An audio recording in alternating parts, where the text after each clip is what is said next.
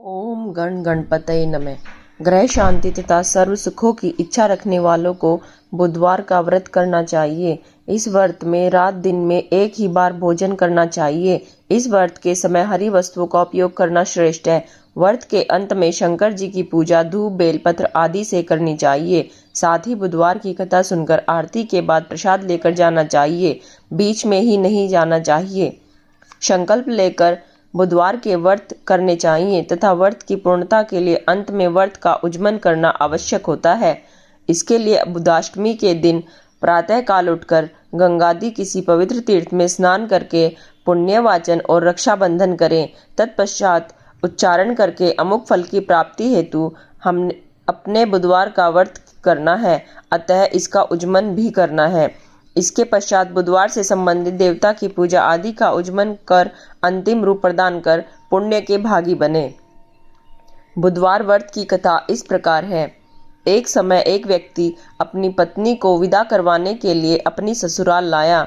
वहां पर कुछ दिन रहने के पश्चात सास ससुर ने उससे विदा करने के लिए कहा, किंतु सबने कहा कि आज बुधवार का दिन है, आज के दिन गमन नहीं करते। वह व्यक्ति किसी प्रकार न माना और हठकर्मी करके बुधवार के दिन ही पत्नी को विदा कराकर अपने नगर को चल पड़ा।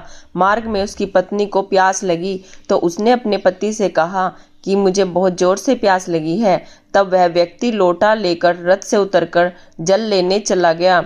जैसे ही वह व्यक्ति पानी लेकर अपनी पत्नी के निकट आया तो यह देखकर आश्चर्यचकित रह गया कि ठीक अपनी ही जैसी सूरत तथा वैसी ही वेशभूषा में एक व्यक्ति उसकी पत्नी के साथ रथ में बैठा हुआ है। उसने क्रोध से कहा कि तू कौन है जो मेरी पत्नी के निकट बैठा हुआ है। दूसरा व्यक्ति बोला, यह मेरी पत्नी है, मैं अभी अभी इसे ससुराल से विदा करा कर ला रहा हूँ। वे दोनों व्यक्ति परस्पर झगड़ने लगे। स्त्री से पूछा कि तुम्हारा असली पति कौन है। तब पत्नी शांत ही रही। चूंकि दोनों व्यक्ति एक जैसे थे अतः उसने सिपाहियों की बात का कोई उत्तर नहीं दिया। वह किसे अपना असली पति कहे। उधर पत्नी के लिए लोटे में जल लाने वाला व्यक्ति ईश्वर से प्रार्थना करता हुआ बोला, हे परमेश्वर, यह क्या लीला है कि सच्चा झूठ बन रहा है।